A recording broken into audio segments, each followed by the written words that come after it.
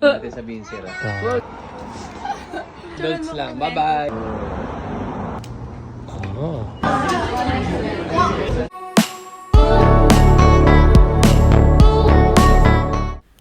Christine Hermosa dinalaw ang kanyang kapatid at ina sa Canada. Sa Canada nga nakatira ang kanyang mommy May Hermosa Oriel at kanyang kapatid na lalaki na si Joshua. Siya nga ang bunsong kapatid nila ni Kathleen at napakasaya ng kanilang bakasyon.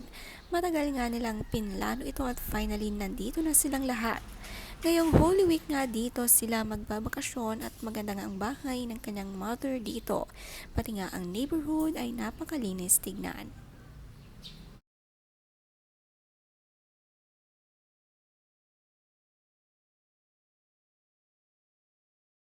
Natin sabihin sira. Loads lang. Bye-bye. Oh.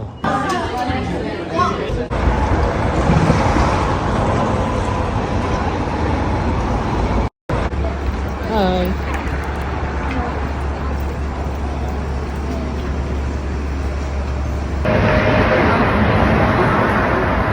Mainit na malamig.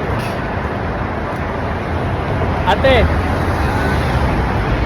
Nag-bark na din Isaac. Isaac. Ay, ang cute. Kasi baka pag dumaan tayo, baka pagtripan tayo. Okay, tawid na. Kasama nga ni na Christine Hermosa at Oyo ang lahat ng anak nila dahil matagal ang bakasyon ay excited silang mag-tour dito. Maginaw pa ngayon sa Canada, kabaliktaran sa Pilipinas ngayon na summer. Maganda rin na nakakapagbakasyon sa malamig na bansa kasamang buong family. Nakakagawa ng mga memories na masasaya at talagang magiging memorable sa kanila.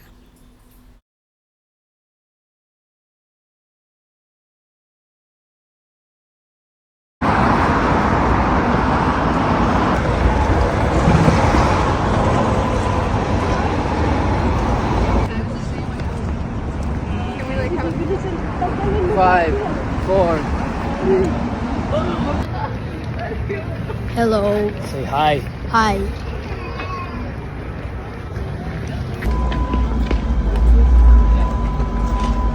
Teo.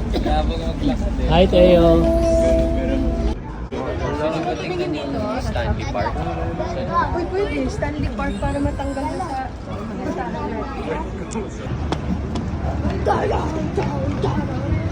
Si Miko nga na asawa ni Kathleen Hermosa ay very close sa mga pamangkin ni Kath. At katuwang din sa pag-alaga ng mga anak ni Christine, very responsible tito and tita. Nagulat naman nga sila sa binayaran nilang parking ticket dito sa pinagparkan nila ng sasakyan.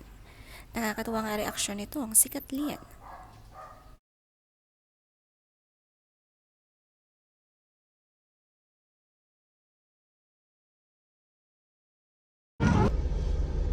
Grabe ang mahal ng parking dito. Nakapagmulta pa kami, na ticket kami kasi hindi kami bumayad. 3,945. 3,000. Our dates are here. Yo creo que sí o sí vamos a pedir la valenciana porque se lo digo a estos y te digo gracias. Okay. Sarap nito. Oh, uwi na siguro ni Tito yung...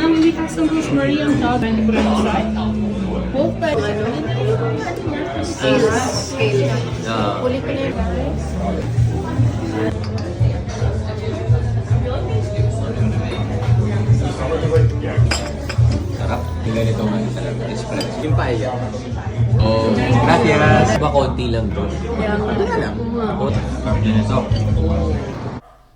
Ang talented pala ng bunsong kapatid ni na Christine at Kathleen Hermosa na si Joshua. Siya nga ang umorder ng pagkain nila sa restaurant. Alam niyo ba kung anong lengguwahe ito? Pagdating nga sa Canada ni na Christine at Kathleen, nag-treat nga agad ang kanilang mommy. May namiss nga sobra ang tatlong anak.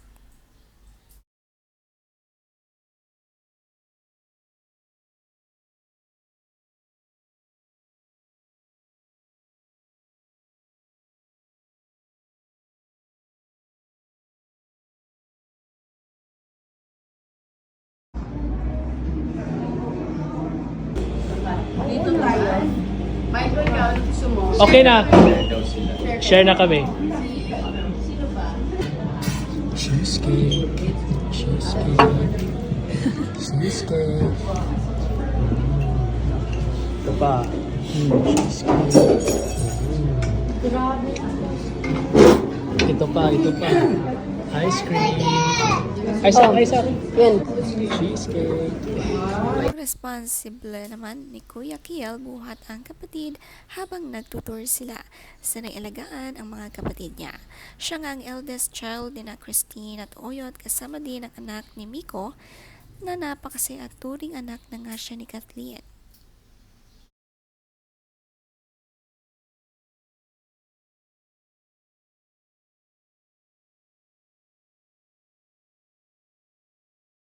Nakakatuwa ang magkakapatid, turing kuya na rin ang anak ni Miko.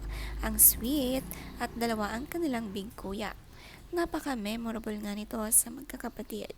Iba din talagang gastos kapag buong family ang nag-travel at malayo pa ito. Para sa mga anak, ginawa ito ng mag-asawang Oyo at Christine. Ngayong summer vacation ay dito muna sila sa Canada para maiba naman ang kanilang bakasyon. Kasi nga ng kanilang pag-touchdown dito sa Canada at sinundo nga ni Mai at Joshua sa airport ang mag-anak. Napakarami nga nilang baon na luggage dahil matagal talaga ang bakasyon nila dito. Mabuti na lang may bahay na titirahan.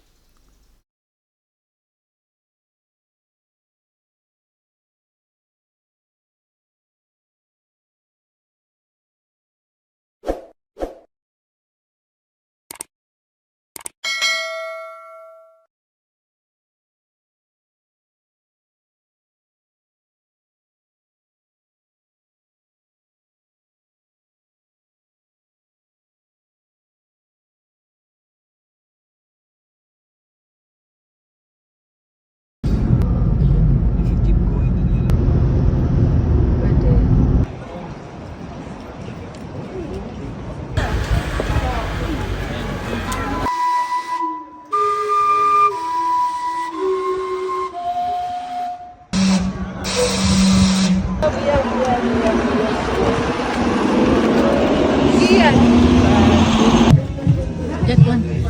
You want tissue? Natin dyan na yun eh. Gallery.